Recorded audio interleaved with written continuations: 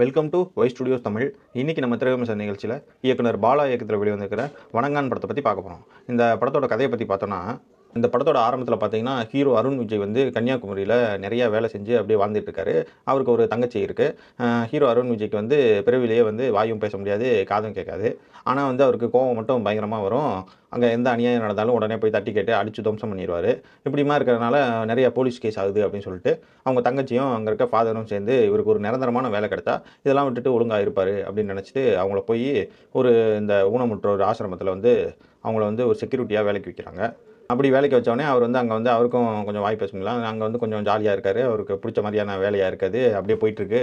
அப்போ தான் வந்து அவருக்கு வந்து ஒரு விஷயம் வந்து தெரிய வருது. அங்கே வந்து கண்ணு தெரியாத பெண்களுக்கு வந்து சில பாலியல் தொல்லைகள் நடத்தப்படுது.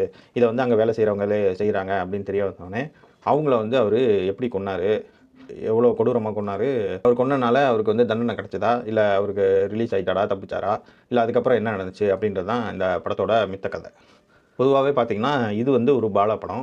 பாலா இதுக்கு முன்னாடி இயக்கின படங்கள்லாம் பார்த்திங்கன்னா சேதுவாகட்டும், நந்தா, பிதாமகன், நான் கடவுள், பரதேசி இந்த படங்கள்லாம் தனியாக வச்சுருவோம்.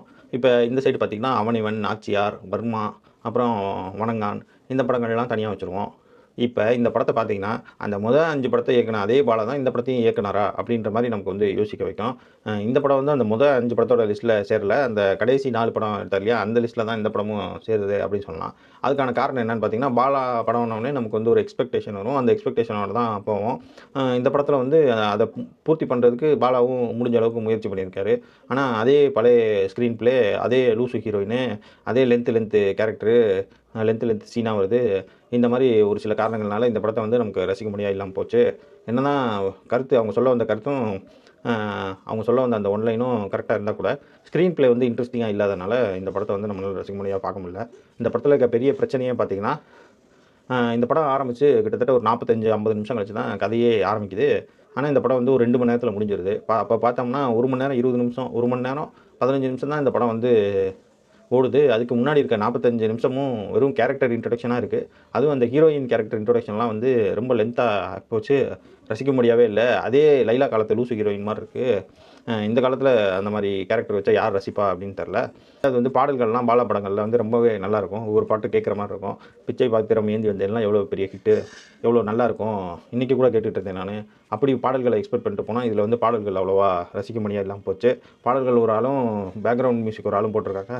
2 ஒரே ஆள் போட்டிருந்தாலும் எப்படின்னு தெரில. இதுவும் பேக்ரவுண்ட் மியூசிக்கும் அவ்வளோவா ரசிக்க முடியாதெல்லாம் போச்சு. மற்றபடி இந்த படத்தில் ப்ளஸ்ன்னு பார்த்தீங்கன்னா அருண் விஜய் அவர் நல்லா நடிச்சிருக்காரு. கொடுத்த கேரக்டர் அருண் விஜய் இனிமேல் என்ன கேரக்டர் கொடுத்தாலும் நல்லா நடிப்பார் போல், அந்த மாதிரி நடிச்சிருக்காரு. மித்த படத்தில் நடித்தவங்களாம் நல்லா நடிச்சிருக்காங்க. கேமரா எடிட்டிங் ஒர்க்கு எல்லாமே நல்லாயிருக்கு. ஒரு ஸ்க்ரீன் ப்ளே, சரியான ஸ்க்ரீன் ப்ளே இல்லாதனால படம் வந்து ரொம்பவே சொதப்பிடுச்சு. அதுவும் இன்டர்வெல்லில் வந்து ஒரு சீன் வரும். இல்லைலாம் தேட்டருக்குள்ளே இருந்த எல்லா சின்ன குழந்தைங்களும் கண்ணை முடிக்கிற அளவுக்கு ஆகிப்போச்சு. அது வந்து கொஞ்சம் நெருடலாக போச்சு. நமக்கு பார்க்குறவங்களுக்கு ஒன்றும் இல்லை, அவங்களுக்கு என்ன எப்படின்னு தெரில. இந்த படம் ஒரு பாலா படம். அதுவும் இல்லாமல் இந்த படத்தோட ஒன்லைன் பார்த்திங்கன்னா, ஒரு கண்ணு தெரியாத பெண்களுக்கு நடக்கிற பாலியல் தொல்லையை எதிர்த்து ஹீரோ போராடுற ஒரு கதை. அப்படி போராடி அவருக்கு என்ன நடந்துச்சு அப்படின்றத சொல்லப்படுற ஒரு கதை. இதை வந்து மனசில் வச்சுட்டு இந்த படத்தை பார்க்குறவங்க பார்க்க போங்க. இது உங்களுக்கு ஓகேவா, இதை பாலா எப்படி காமிச்சிருப்பாரு அப்படின்னு உங்களுக்கு ஒரு யூகம் இருந்துச்சுன்னா அதை வச்சுட்டு இந்த படத்துக்கு போகிறவங்க நீங்கள் போகலாம். அப்படி இல்லைனா பெட்ரு விட்டுறது நல்லது, டிவியில் பார்த்துக்கிறதே நல்லது. எப்படி டிவியில் இன்னும் கொஞ்சம் சென்சார் பண்ணி காட்டுவாங்க, அதுவே பெட்டராக இருக்கும் அப்படின்னு நினைக்கிறேன். ரெண்டாவது, இந்த படத்தில் அடுத்த கேரக்டரான சமுத்திரக்கனி, மிஷ்கின் இவங்களாம் வந்து நல்லா தான் பண்ணியிருக்காங்க. ஓரளவுக்கு பார்க்குற மாதிரி இருக்குது. அதான் இந்த படம் வந்து இந்த படத்தோட பெரிய ப்ளஸ்ஸு, படம் 2 மணி நேரத்தில் முடிஞ்சிடும். அது ஒரு பெரிய ப்ளஸ்ஸு. ஆனால் படத்தில் வந்து கண்டென்ட் பார்த்திங்கன்னா ஒரு 1.25 மணி நேரத்துக்கு தான் இருக்கும்.